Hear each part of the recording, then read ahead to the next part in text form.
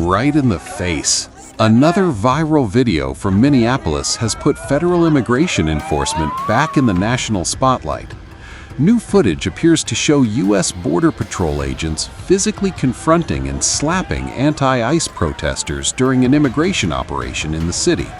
In one widely shared clip, two demonstrators are pushed and struck by federal agents, seemingly escalating tensions between law enforcement and activists at a protest sparked by recent federal actions in Minneapolis and other cities.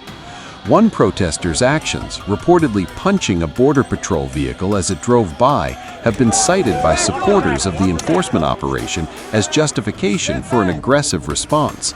Those clashes set the stage for renewed outrage surrounding a separate, more deadly incident that unfolded earlier this week.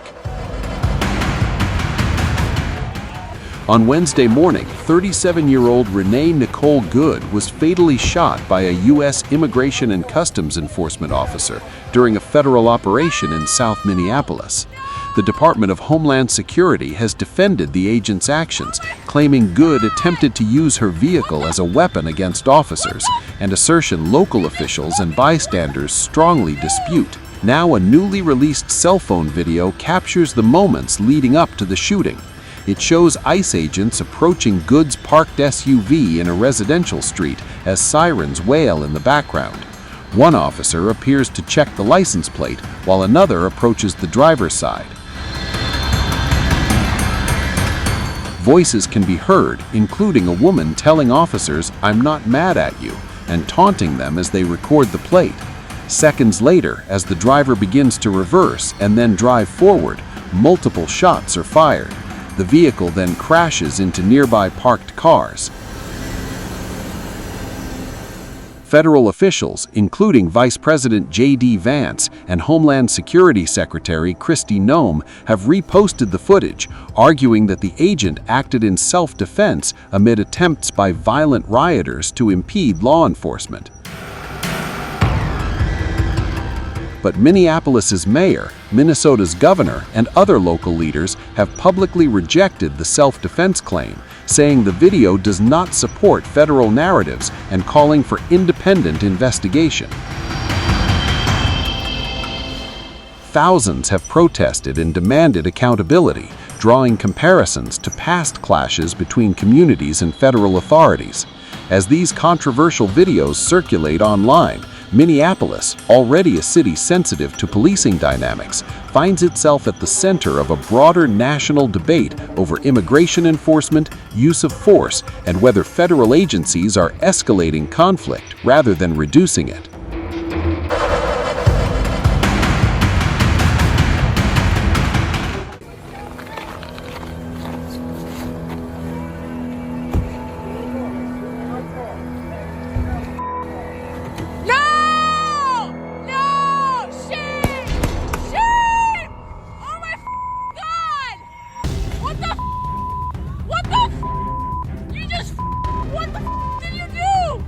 New details are emerging about the ICE officer who pulled the trigger and killed a woman in Minneapolis. The agent who shot and killed 37-year-old Renee Nicole Good in Minneapolis has been identified as Jonathan Ross by the Minnesota Star-Tribune, a federal officer with a violent past encounter now under intense national scrutiny. Ross was embedded with federal agents during a targeted ICE operation in South Minneapolis on Wednesday morning. That is when Renee Good was fatally shot. ICE initially refused to identify the shooter and declined to comment as outrage spread nationwide. Within hours, images of Ross began circulating online. Internet investigators moved faster than federal authorities, naming the officer before the government would. Federal officials describe Ross only as an experienced agent, but court records tell a far more troubling story. Just last year, Ross was involved in a violent arrest in Bloomington, Minnesota. He was attempting to detain Roberto Carlos Munoz Guatemala, a Mexican national with a prior sexual offense conviction. Court documents show Munoz refused commands. Ross smashed a car window and reached inside. The suspect accelerated. Ross was dragged along the road as the vehicle swerved violently. He fired his taser twice while clinging to the car. The incident left Ross with more than 30 stitches across both arms. Munoz was later convicted of assaulting a federal officer. Hours after Renee Good's killing, Homeland Security Secretary Kristi Noem referenced that earlier incident. She described the officer as seasoned and followed his training. On Thursday, the Department of Homeland Security confirmed the same agent was involved in both incidents. A law enforcement source has since confirmed Jonathan Ross is the shooter. This is an experienced officer who followed his training, and we will continue to let the investigation unfold into the individual and continue to follow the procedures and policies that happen in these use of force cases. But let's remember the events that surrounded what happened yesterday on that tragic situation was that these individuals had followed our officers all day, had harassed them, had blocked them in. They were impeding our law enforcement operations, which is against the law. And when they demanded and commanded her to get out of her vehicle several times, she did not. So we'll continue to allow this process to unfold and recognize that these law enforcement officers every single day put their lives on the line. They go out and do their jobs. Can you talk a little bit about the experience of the officer and some of his background? How much training did he have? How much training in these types of situations did he have, even if he's from the region? Yeah, I'm not going to get specific to this officer, but he's an experienced officer that has served a number of years, and we recognize that he acted according to his training, and we expect that all the policies and procedures of review will be exactly that he acted appropriately to protect his life and the life of his colleagues and fellow law enforcement officers that were there and people that were surrounding. How do you respond to Americans who have been listening to your comments that this was an act of domestic terrorism, that the officer was... Anytime you take something... is in direct contradiction to what they are seeing and watching in the multiple angles that have been released. What I would... This vehicle was used to hit this officer. It was used as a weapon, and the officer feels as though his life was in jeopardy. It was used to perpetuate a violent act that this officer took action to protect himself and to protect his fellow law enforcement officers. So we'll let this continue to go forward and follow the same policies and procedures that every use of force situation does. But we've had almost over 100 times that these vehicles have been used to ram law enforcement officers and to do damage and to harm them. When you take an action and use a weapon to harm someone and to incite violence against them and try to cause them injury or death, then it needs to be labeled exactly what it was. Vice President J.D. Vance has now weighed in.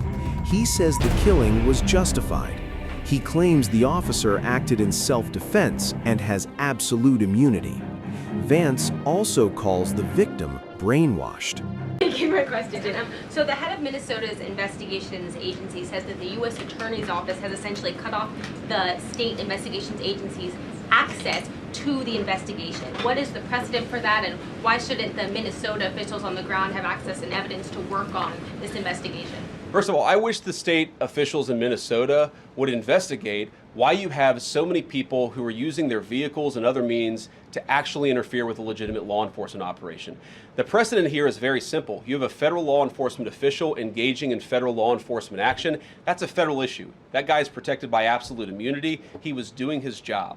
The idea that Tim Walz and a bunch of radicals in Minneapolis are going to go after and make this guy's life miserable because he was doing the job that he was asked to do is preposterous. The unprecedented thing is the idea that a local official can actually prosecute a federal official with absolute immunity. I've never seen anything like that. It would get tossed out by a judge. So if everything that you say is true, how does being part of that network justify being shot? Well, being part of the network doesn't justify being shot, but ramming an ICE officer with your car, that's what justifies being shot. It's not a good thing, by the way, but when you force somebody to engage in self-defense, it's almost a preposterous question. I'm not saying that funding some of this stuff justifies capital punishment. Nobody would suggest that. The reason this woman is dead is because she tried to ram somebody with her car and that guy acted in self-defense. That is why she lost her life, and that is the tragedy. But it should sure as hell earn you a few years in prison if you're funding the effort to try to assault our law enforcement officers. I'm sorry, guys. What's going on here? You guys are meant to report the truth. How have you let yourself become agents of propaganda of a radical fringe that's making it harder for us to enforce our laws? You just asked me a question that presumed that the reason why this woman died is because she was engaged in legitimate protest. She tried to run somebody over with her car, and the guy defended himself when that happened. Next question.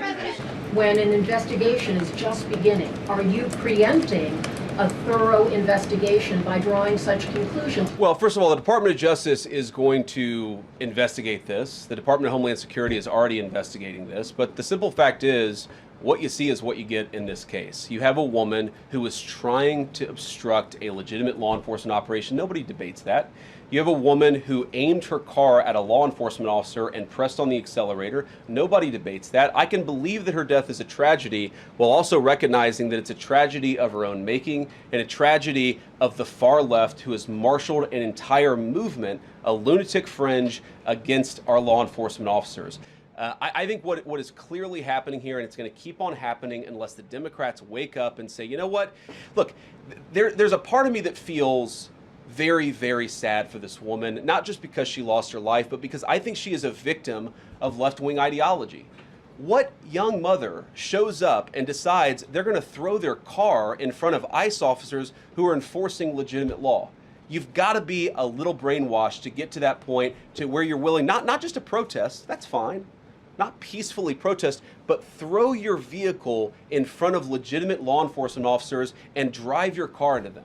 To get to that point, you have to be, I think, radicalized in a very, very sad way. I certainly wish that she hadn't got there. I know there's an ICE officer right now who very much wishes he was not put in the position where he had to fire a gun to defend his own life.